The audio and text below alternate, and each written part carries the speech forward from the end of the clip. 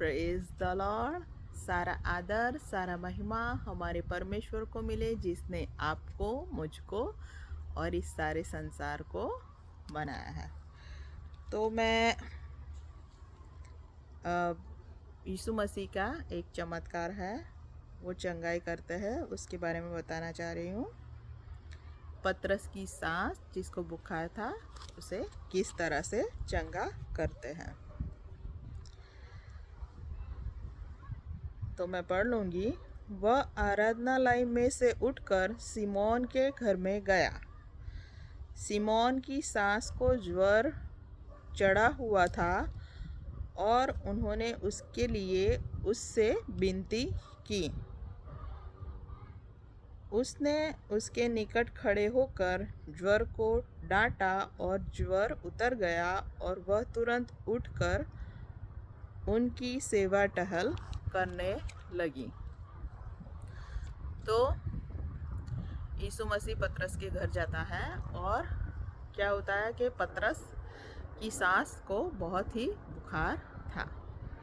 तो जब वो लोग जाते हैं तो पतरस और उसके साथ जो शिष्य थे वो यीशु मसीह को विनती करते हैं कि देखो, पतरस की सास को बहुत बुखार है, उसे तुम चंगा करो।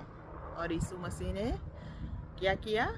उसकी सास को चंगा किया।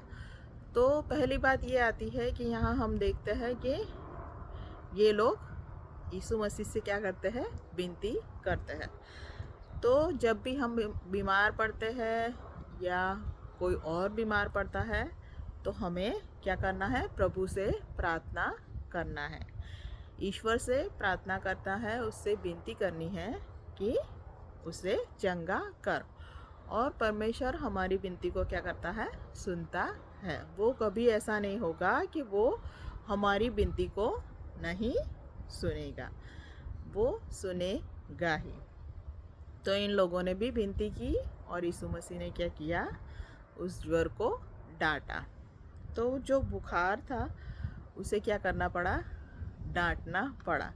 तो ऐसी कई जगहों पर लिखा हुआ है कि यीशु मसीह डांटता है। जैसे समुंदर में तूफान आता है तो पवन और समुद्र को डांटता है और कहता है शांत हो जा, और सब कुछ क्या हो गया?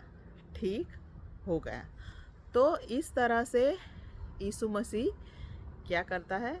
जो उसके पास जो परमेश्वर का सा अधिकार है उसका क्या करता है? वो उपयोग करता है। उससे क्या करता है? जो मृत्यु का प्रसार है उसको क्या करता है? नाबूद करता है।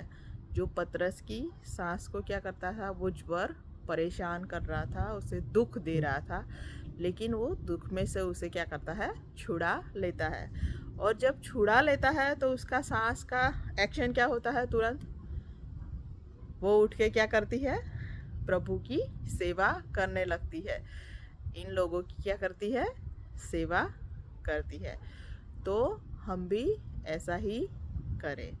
जब ईश्वर ने हमें इतना सब कुछ दिया है तो हम उसके आभारी होने के लिए उसकी सेवा टहल करें।